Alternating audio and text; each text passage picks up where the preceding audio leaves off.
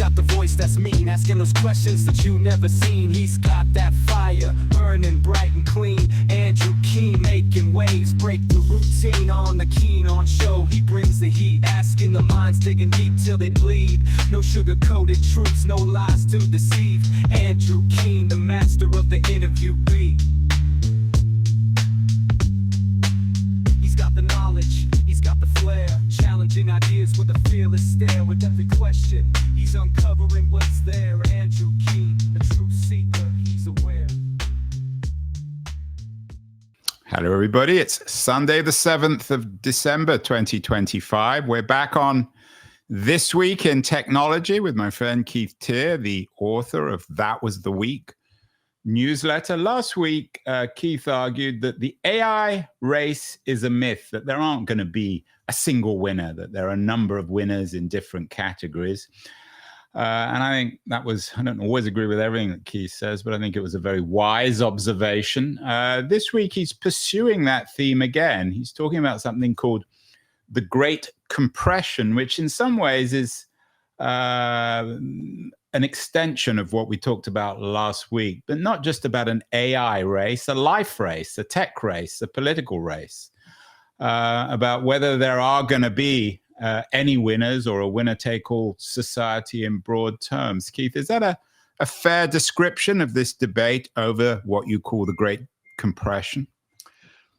It is. The Great Compression really is when a small number of outcomes is most likely. And therefore, attention, money, effort focuses in on those small number of likely outcomes. The best way of imagining it is in the venture capital space. Most money is going into a very small number of funds, and most money from funds is going into a very small number of companies. Yeah, and the way you've put it in a very interesting way in the newsletter this week is venture capital is no longer venture capital, or maybe it's something different. Maybe this just a semantic issue, but it's certainly profoundly different from how we used to think about venture capital. Yeah, and this comes from the underlying articles in the newsletter, by the way, which are a fantastic collection this week. They all suggest this narrative, and it's that venture capital is becoming much more like industrial policy capital, where government and investors are all converging around a single set of themes and a small number of companies. And that is a winner takes all. Last week I said there is no winner. There's going to be a lot of winners. This week suggests that there's going to be a few winners, not a lot, but a few. I mean, 20%. When I was reading the editorial this week, I thought of the great Italian turn of the 20th century sociologist Pareto, who came up with his rule, his 80-20 rule. He was a very controversial, but I think accurate observer of society. Is this really Pareto's law for the AI age, Keith, an 80-20 rule? I think it's very relevant law for what's going on, although that possibly is not a new phenomenon. 80-20 has been true for a long time. Yeah, Malcolm Gladwell, for example, has borrowed from Pareto. So many other influential thinkers on business and society. It might be more 95-5 in this period than 80-20, which implies that a lot of money is going to be lost, a lot of effort's going to be lost, a lot of jobs are going to be lost. Well, that's why I think this Great Compression is so interesting, because it's not just about tech, it's not just about Silicon Valley, it's not just about venture capital, it's about all our lives. It's impacting us on every front, particularly on the career front. I was intrigued by your argument that our career, at least according to Keith Teare, is becoming what you call a high-stakes tightrope. What does that mean, Keith? Well, it means that, and this is particularly focused on professionals who bill by the hour. It implies that most of the specialist skills that those professionals can bill for are going to be automated. And therefore, to be a professional, focus on one of those skills is highly risky at this point in time. that what you're going to end up with is a small number of very clever generalists, and Like you and I. hopefully, and then an I mean, army. hopefully, Keith. The answer should have been yes, absolutely.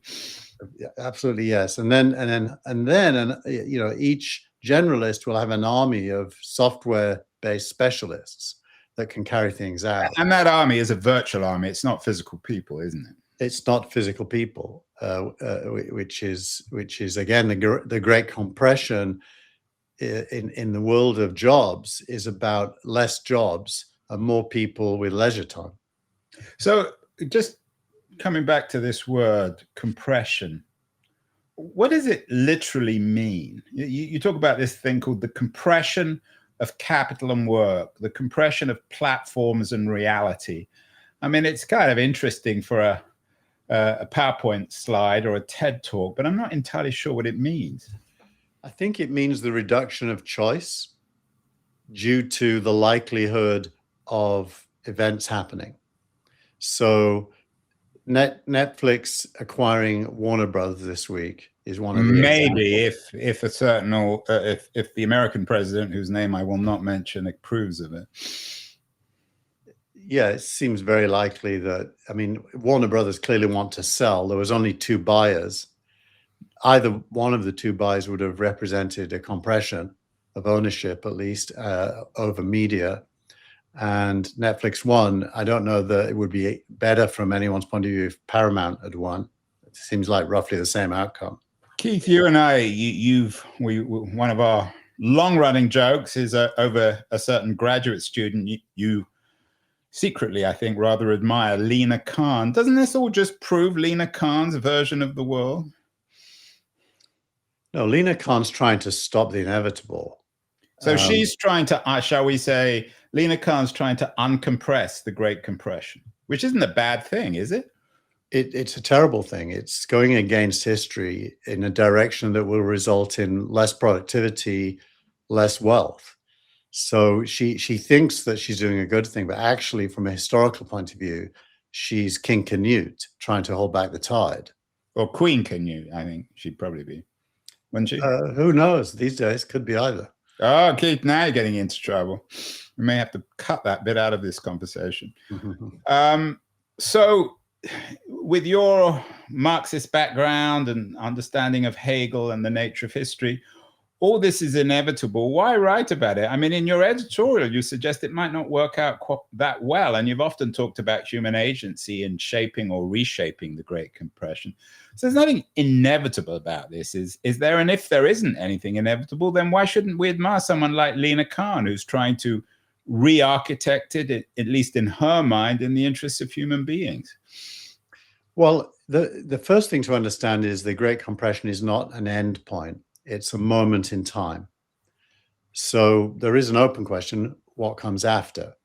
But taking it as a moment in time, I believe it's effectively progressive, to use a word.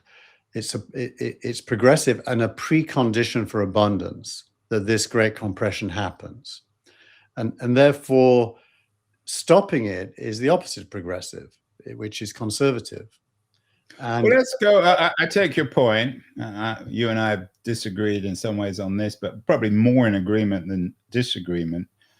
But you do end on a rather concerning note. You say, and I'm quoting you here in the editorial, while this concentration of resources may be a rational response, it also concentrates risk. By linking retirement savings and our collective economic stability to a handful of highly correlated, high-stakes trades, we are betting our collective future that the winners of this curve will be benevolent and that the system can survive the compression required to crown them. Those are not certain assumptions about the benevolence of the winners. Yeah, look, compression is really centralization of both wealth and power. To put it, yeah, so you put it very starkly, concentration of wealth and power. So that's definitely happening. And which is right. You can't imagine a future in which Elon Musk isn't more powerful than he is today and more wealthy than he is today at the moment. Same with Sam Altman. I mean, of course, there can be missteps. Yeah, no, our interview of the week actually is with two other VCs, Dave McClure and Aman Verjee, who tell us the truth, at least, about Elon Musk in their view and Sam Altman, presenting them both as incredibly smart and competitive individuals who want to even more concentrate their wealth and power. Yeah. And so the progressive point is that in order for there to be ever enough wealth to raise everyone up, the success of this stage of capitalism is a precondition. Capitalism is accelerating wealth production right now by productivity gains and investment, and probably the most in America because it's the most capitalist of all the economies. But China's certainly doing the same in a different structure. And the wealth that produces, which is simply measured by outputs from inputs, economically speaking, it is growing and is going to grow even faster. In other words, America has more concentrated wealth and power than anywhere else in the world, and it is the future of everywhere, even Europe. Exactly, and so the minute you move your brain to a political domain, which says what kind of policies are appropriate, there's really two answers that people have. The first is to try to stop it, which is the Lina Khan answer. The second is to be fair to Lina, I'm not sure she wants to stop it. She wants to control it, so that at least in her mind, everyone has more access to this new wealth and power. Yeah. So, but at the root, she considers it bad for society that there is growing concentration of wealth and power. The other narrative, which or monopoly. I mean, if she was on the show, I don't want to put words into Lina's mouth, but she would talk about monopoly power. Rather than just concentration, and she would make a legal argument. But go on. And she'd be wrong because there's many more than one players that are likely winners. It's highly competitive, as we've seen in the last few weeks, with the baton of who's the leader in AI passing almost every day. So there's no monopoly here. You know, if there was collusion, there might be an oligopoly, but there is no collusion. They hate each other.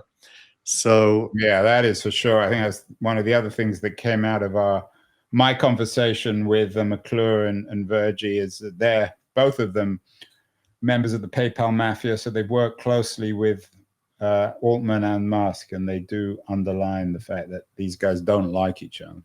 So and then the second way is the Ezra Klein approach, which is abundance and progress are the same word. Capitalism for abundance and policy for progress as a duopoly, if you will. And therefore you need to have a dialogue with the Elon Musk, the Sam Altmans, about what the future of the whole world looks like. By the way, I made Musk's interview of the week this week. And during that interview, he made the point that he doesn't believe nation states will be relevant in the future, which is a point we often make. You don't agree. You make it, I don't make it, but and so you need a dialogue about the policy and societal implications of success. And I would actually, you made Musk your interview of the week. I don't want to get sucked into our Musk conversation. We disagree. We'll have to agree to profoundly disagree on Musk and not mention that word anymore. But my interview of the week actually would have been a very interesting interview of Ezra Klein on his own show by another New York Times staff member, where Klein was being interviewed about 2025. So if you're interested, this is to our audience and also to you, Keith, if you're interested in the Klein argument about abundance, it's well worth listening to, as well as reading the book. Yeah, but that is the kind of, the road forks on that question. Well, it's a political question. Well, it's economic and political. I think step one, I am now 100% pro-capitalist when it comes to growth, and I can accept concentration of wealth and power as going along with that. And I see that as the journey you have to go on to get to the outcome, which is enough wealth to uplift Okay, everyone. we've had this conversation. Let's talk more concretely, Keith, because I think it's worth us to get sucked into abstract visions of the future. Let's talk about the Great Compression in more detail. You describe it as a concentration of wealth and power. You think it's an essential precondition or a station on the way to abundance. I'm not so sure, but that's another question. How does this manifest itself in media history? You have an interesting section in this week's editorial on media history. You mentioned the Netflix Paramount deal that's in the works. How would this play out in history in terms of the concentration of wealth and power? I mean, are you talking about guys like the Ellison family or others? I mean, then you don't get really wealthy these days by being in media. There are other media ownership now. It's for Bezos and others, or the Salesforce guy Benioff who bought Time. It's the equivalent of Media aircraft baron. or yachts, isn't it? How do you lose a big fortune? Or how do you get a big fortune? By starting with a large fortune and investing in media companies. I'll retell the joke. How do you make a small fortune? By starting with a big one and investing in media companies. Right, so I apologize for my badly articulated joke. Keith has clarified that. But it's true, isn't it? I mean, you don't make any entrepreneur who has the ambition to make billions of dollars is not going to go into media these days. Well, look, I think the currency of media is human attention, time. And there is a battle for human time between the big screen and the small screen. And on the small screen, there's a battle between AI and web search as the discovery mechanism. And so the great compression here is the shrinking number of interfaces we humans will use to engage with media. And therefore, our time and attention will be channeled through less and less channels. Yeah, and you call this, Keith, and again, it's a phrase you've used before, I like it, the battle for reality's front door. Yes. And there's a lot of subplots in that. Like, for example, will advertising survive? Will links that deliver traffic to those advertisers? Yeah, we've talked about that. We don't really know. Well, they're all important business model questions. They're Google questions more than anything else. Well, also future questions for investors and for OpenAI. I mean, the red alert that Sam Altman announced this week, one of the pieces I read suggested that by concentrating on the software, he's kind of giving up more on the business model and focusing less on potential advertising models for OpenAI. And so it's interesting. Well, that is in a way that's a counter trend to the Great Compression. What happened this week is, in response to Google success with Gemini 3, Altman put out a memo to his team saying, code red, we have to focus back in on the quality of the frontier model, ChatGPT model, and take our attention away from some of the products we were developing, one of which is advertising. And so that code red is a little tap on the shoulder saying, well, wait a minute, there's quite a few players here. And the idea of OpenAI as the leader, which it still is with roughly 70% of traffic from AI chat, can no longer take 80. Last week it was 80. You used to throw around the 80%. When it gets down to 60, it'll become more interesting. Let me ask you one question, Keith, slightly off topic. You've been the CEO of lots of tech companies. This idea of Sam Altman sort of behaving as if he's driving the Star Trek Enterprise and calling this code red, is it just infantile? Is there something in it? I mean, would you ever issue, you run lots of companies, you still do run one, would you ever issue something to all the people who work for you saying code red? It just sounds like the language of a 4-year-old. Well, I suspect that language was filtered through his internal PR team before it. Well, even more. Why? But, What adult would filter anything through a PR team? but I do think leadership is about making ambiguous decisions and being decisive about them. Clearly that is an ambiguous decision because Google is not ahead. And so it probably truthfully. No, but my question wasn't about, I mean, obviously, No, you I'm make going to answer your strategic question. decisions. I'm going to answer your question, but I'm saying the truth is he's called this code red. I did a similar thing at SignalRank in the last few weeks. Did you do a code red, Keith? We didn't call it code red, but we made a very decisive decision about what our next 12 months is all about. That was certainly not the only possible decision we could make, but it's important to make one decision and get everyone behind it. And it shapes your future.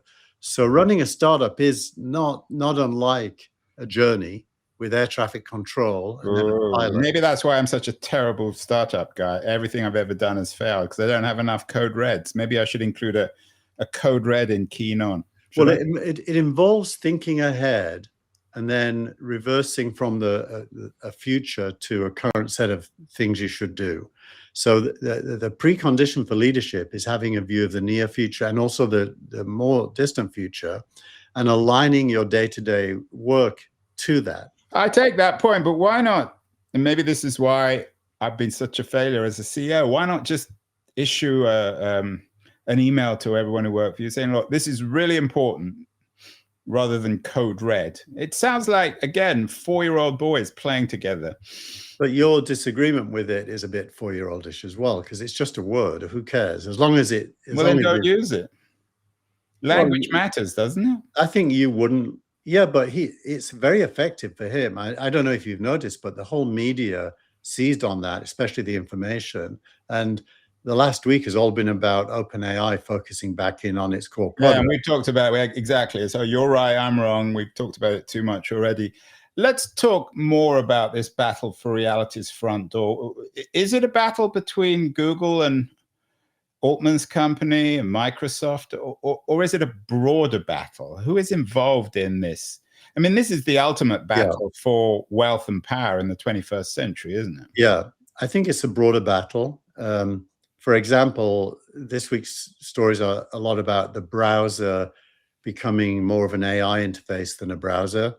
And that's one of the front door. And one of the other headlines also, which I found really interesting, is about this very sharp restructuring of Apple's senior executives. Their top lawyer has left. They replaced their AI person. So no company is secure in this world in terms of what you say is controlling reality's front door. Historically, Apple have won reality's front door for the last 10, 15 years through our iPhones, but that doesn't seem to be guaranteed in the future either. Right. Look, Meta also acquired a company that does a pendant that listens to everything in your day this week. The front door, almost for sure, is going to end up being a microphone that captures things around you, and earphones that speak to you, and a database of history that you can refer back to. It probably isn't a keyboard and a web browser at all. And it's so hard. And of course, 5 years ago, Mark Zuckerberg made, at the time, it was seemed relatively prescient, at least from some people's point of view, that the front door to reality would be 3D. And he renamed Facebook Meta. And this week marks a very clear redirection of Facebook from Meta and virtual reality to AI. So all these companies are having to face this. One of the interesting things about the Facebook redirection, two things strike me about it. Firstly, that he's pretty open about the failure of Meta virtual reality.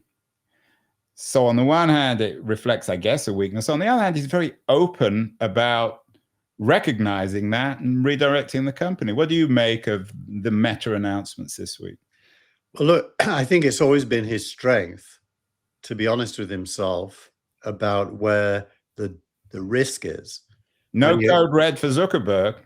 Well, he doesn't say code red, but he acts as if there's one. Well, that's what I would do, or that's my model. Better to act than use the term. Yeah. So acquiring Instagram back in the day, and before that WhatsApp, or was it the other way around? I always forget.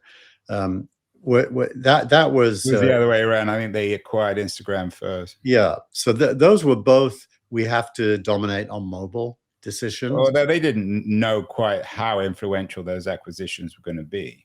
Well, what they did know is the risk of being a web company was too much, and they had to become a mobile company. They definitely knew that. Whether they didn't know they would be successful, but they had to make those plays.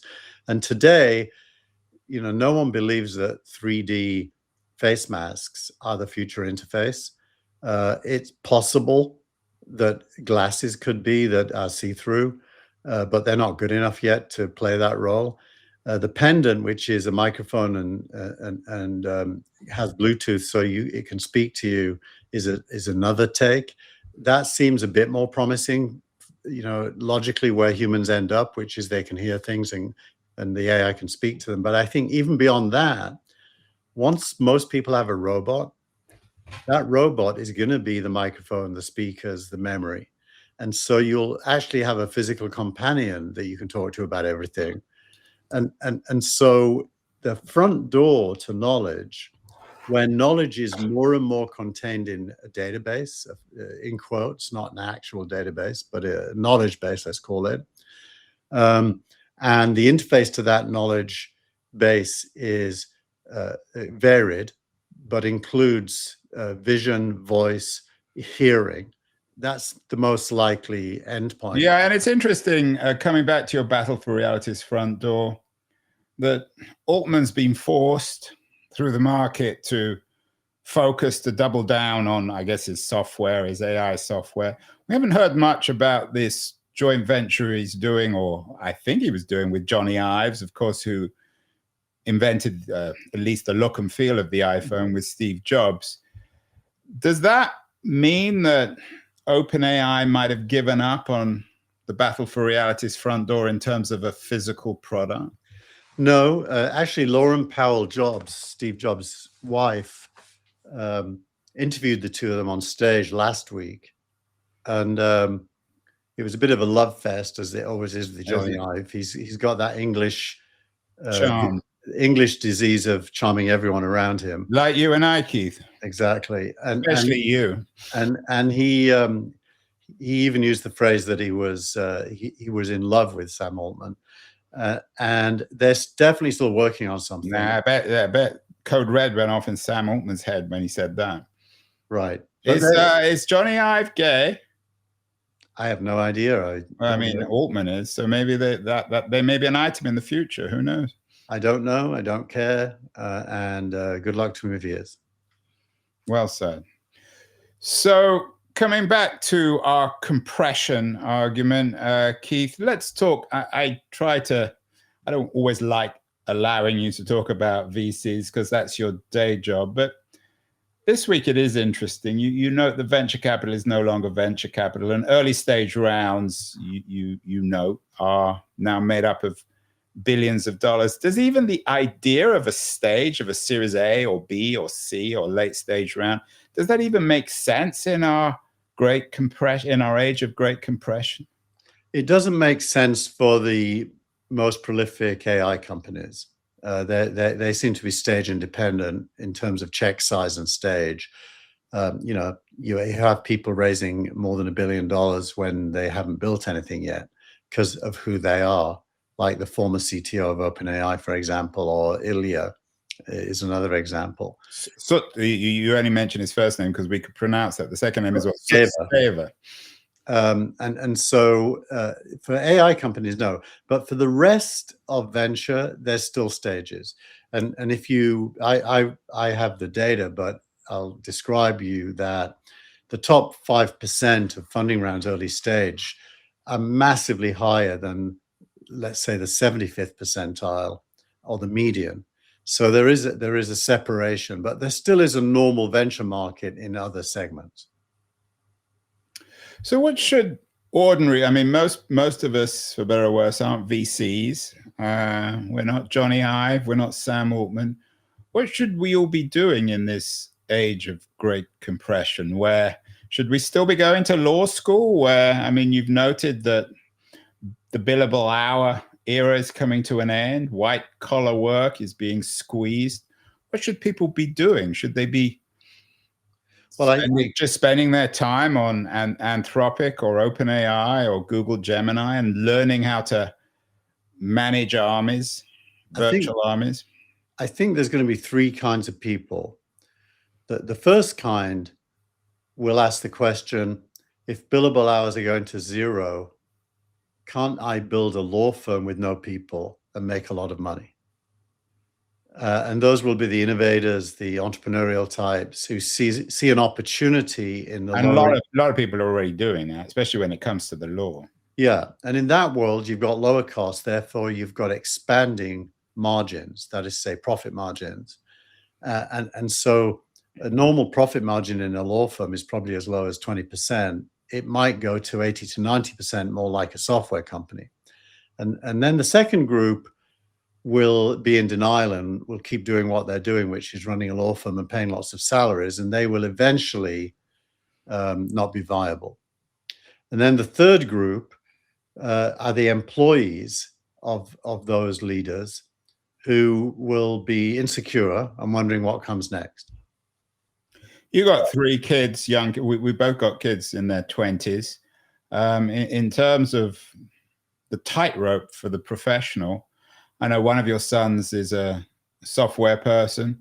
Maybe one of the others is more entrepreneurial, and same with mine. What advice would you give young people in this age of careers, for better or worse, being a high stakes tightrope? We're all tightrope walkers. Do we need to literally become them? Learn how to, not just to walk on a tightrope, but learn that when we fall off, we've got to get back on and build it again. Well, at least for the near future, everybody knows that AI needs to be led by humans. Nobody's going to build autonomous AI that has no human oversight. And the human plays the role of the generalist and the guide, almost like a product manager is in a business as opposed to an engineer or a product leader. And I think my advice would be to become a competent AI driver in whatever your domain is, to be the air traffic control, to be the person who defines the endpoint that you're trying to achieve, and the person who then runs AI to achieve that endpoint. That will be very valuable as career, almost in any domain, whether it's legal or engineering, almost any. And then I think physical AI is still some way away. So if you have a job that's physical, even driving or flying airplanes or, being a masser is the one that's often used. Yeah, I think. Or a gardener. Yeah, anything physical. But I think societally, we have to embrace the idea of a reduced working week and consider that to be progress and fight for it. And then discuss how, what is the standard of life that people can expect to maintain as the working week reduces, as a good conversation, as a progressive conversation. Yeah, I'm haunted. A couple of weeks ago, I think I may have mentioned it on the show. I was in Washington, D.C. There was a reunion of my graduate class, and most of the people there were professional academics, and they were all, as professional academics, by definition, they're deeply conservative, reactionary, maybe not politically, but in every other sense. And one of them said to me, oh, things are terrible. He teaches at UC Berkeley, so a very, very prominent university. He said, things are really bad. The AI is ruining everything. I had a student who I told the kids, and I'm sure this is true of all academics and probably school teachers as well. I told them that they have to do the reading. And a woman came to me, this is what he said, and he was shocked by this. And this was his argument to show the crisis. He said, a woman came to me and said, I'm not going to do the reading. Why would I do that? And on the one hand, I'm a writer and I love reading books, so I take his point. But on the other hand, you can understand this woman's position.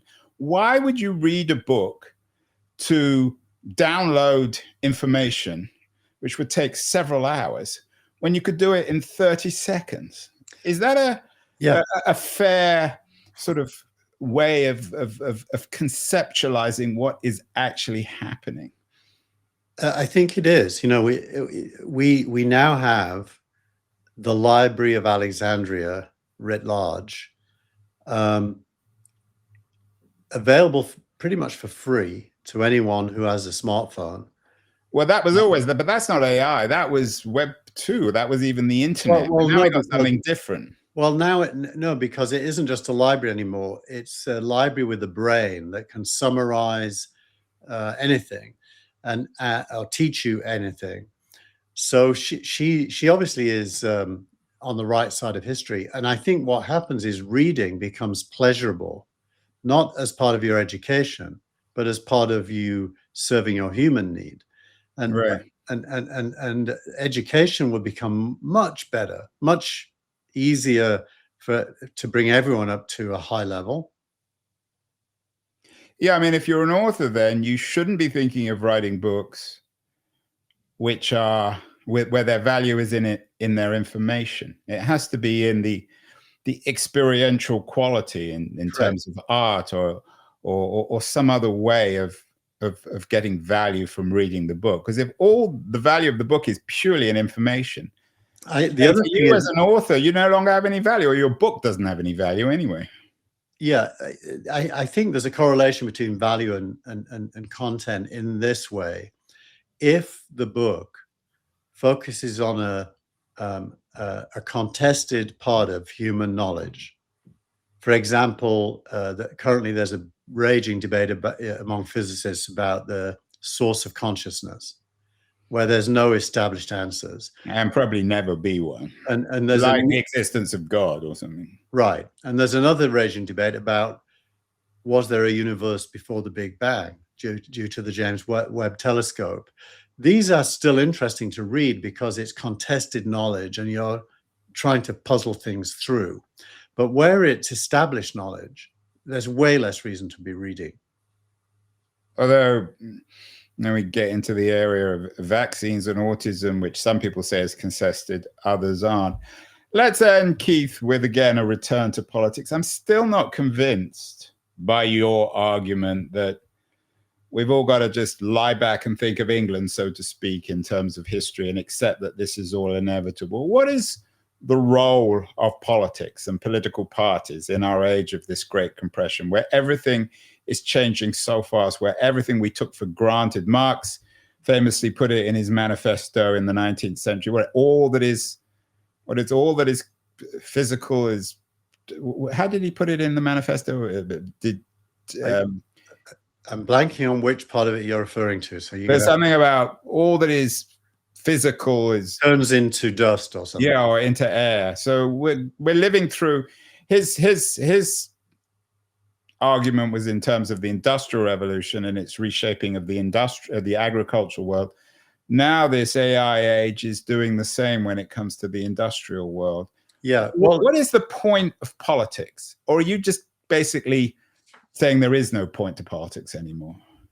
So the idea that all that is real turns to dust is really another way of saying that we are reinventing the entire human division of labor on the basis of new techniques that we've invented.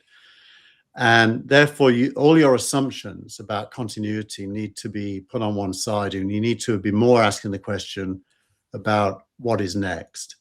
And when that since in real time,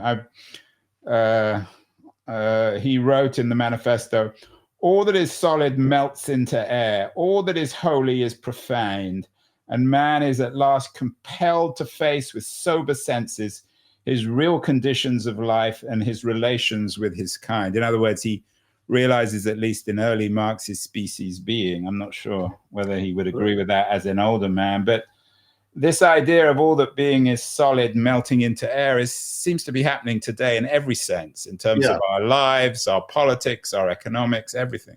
Yeah, and remember, he wrote that in 1848 at the time when almost every European country was having a revolution. So it was tangible to him that everything was changing. And for us, everything is changing again. Politics, the role of politics is another way of saying the role of human beings in shaping the future. Politics is where we discuss preferences and then seek to make them happen. And so the absence of that discussion, and I will say it's very hard to be optimistic about either of the political parties having really grasped the discussion that would be required today to design the future based on what's happening. But the bar is high because the outcome for humanity is on the table. And so politics is where you discuss that. Political parties are formed, opinions are shaped, populist movements can arise, usually will arise if there's enough enthusiasm for. And have arisen, for better or worse, in the US and most other Western democracies. Yeah, and they can be reactive or they can be progressive, populist movements. And often both at the same time. Can be both at the same time. So in some ways, you know, this is an exciting moment because human beings are no longer passive. They are actually wanting to take some control over their futures. Yeah, you know how we could put it, Keith, to end this? Let's go for it. Code Red for humanity. How about that? Very good. Maybe that should have been the title instead of Winner Takes It All. Step on the sea.